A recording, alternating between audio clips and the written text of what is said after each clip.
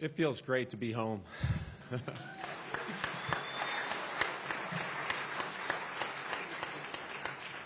I'm really honored for this incredible opportunity. Being an Eastern Washington kid, I grew up following the Cougs' success, especially in football. 19 bowl games, 4 Rose Bowls, 14 first-round draft picks. Being the son of a high school football coach, my dad, Tom, is right over there. And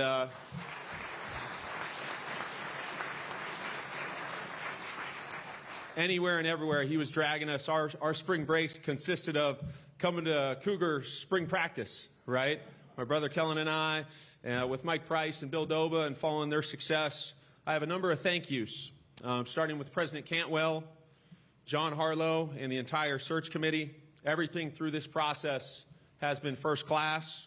I'm very grateful for your confidence in me leading Cougar football. I do want to thank my family. My wife, Kayla, she's a rock star. She's sacrificed a ton for our family. Our 3 young kids, Sutton Joe, Cohen, and Crew, who's 9 months right there, wrecking havoc.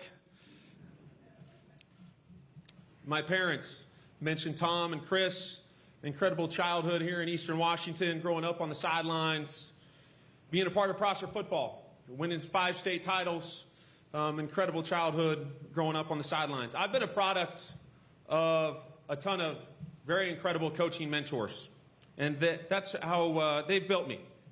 Chris Peterson, starting right away, playing at Boise State, seeing a culture built year in and year out. Jeff Tedford, who gave me my first opportunity in 2017 as a young receiver coach at Fresno State. Kalen DeBoer, a true winner and incredible offensive mind, learning from him.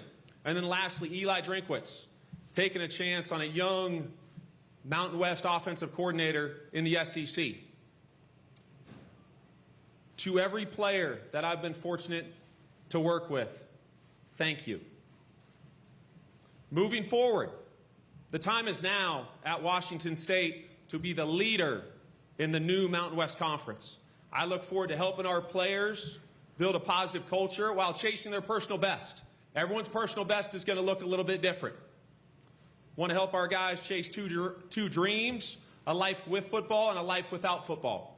While we're doing that, we have to develop an elite edge while competing for championships.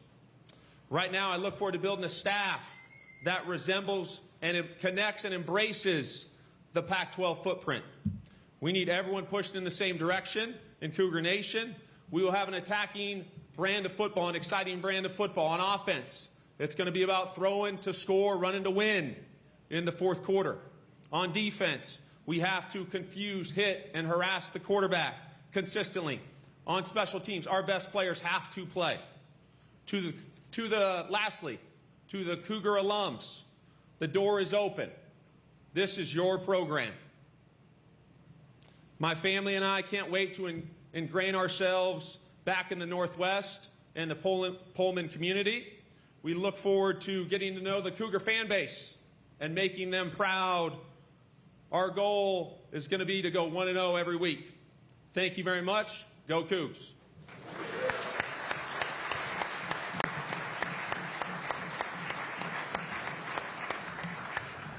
Here we go. First up. Hey, Kirby. Greg Woods with the Spokesman Review. You mentioned all the head coaches that you would have learned under. I'm wondering if you could just kind of tell us a bit more about kind of what you learned most about those guys and the impact they've had on your life. Yeah, I'd first start with Chris Peterson. Very consistent. Whether every Sunday came in the same guy. And for me, probably getting behind the curtain, I was a player for Chris Peterson, was able to be a grad assistant for Chris Peterson and really appreciated, right, his consistency on a daily basis.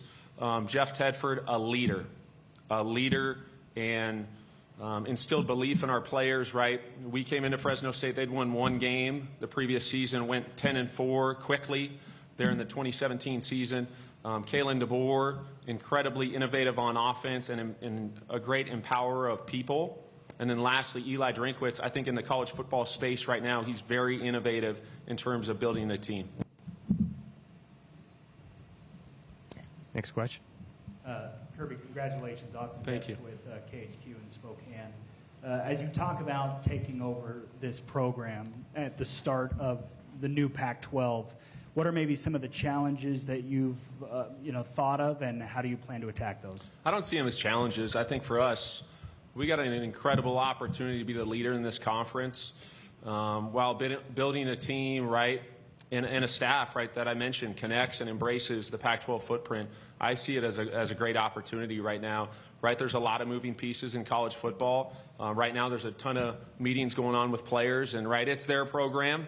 Right now, we're evaluating everything that goes on within the program, and then we're building a staff and building a roster as we progress here.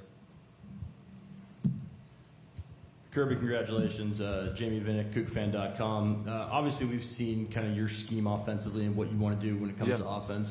You talked a little bit about defense. What does kind of your ideal scheme look like, and what you plan on doing defensively as a head coach? Yeah, definitely starts with stopping the run, right, and confusing, hitting, harassing the quarterback. We got to create turnovers. What the scheme looks like, that's got to be dictated by the personnel, right? And that's something we're going to consistently evaluate through the offseason, right? We might have a plan going into spring ball. You evaluate spring ball. If you got to move from that, we got to make sure we're playing to our strengths and get our best players on the field. Hey, Kirby, Andrew Quinn from Crum 2 in Spokane. Yeah. Congratulations. I guess as you kind of look up here at some of these guys who, their futures were just kind of thrown into disarray in the last week, what's been your message to them in your first couple of days here about what you're trying to build here in Pullman and why, they should believe in you and your incoming staff? Yeah, for me, first, this is home, right? I chose to be here. And in terms of building the roster and building this team moving forward, right, there's an incredible opportunity to be the leader in the conference. We're going to bring a great staff here to Pullman and just look forward to having the opportunity to win at a high rate here in Pullman. Jack Wallace, 4 News Now in Spokane. Congratulations. Thank Coach. you. And seeing the turnover rates got really significantly improved in Missouri in your time there.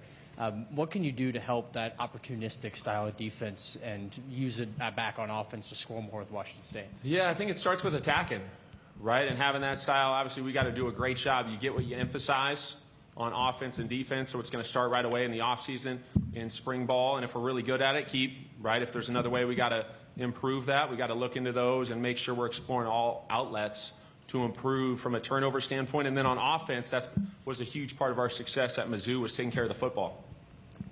Hi, this is Trevor John from Illusion Tribune. This question is for John Harlow. John, this is possibly one of the most pivotal hires in interim AD history here at WSU.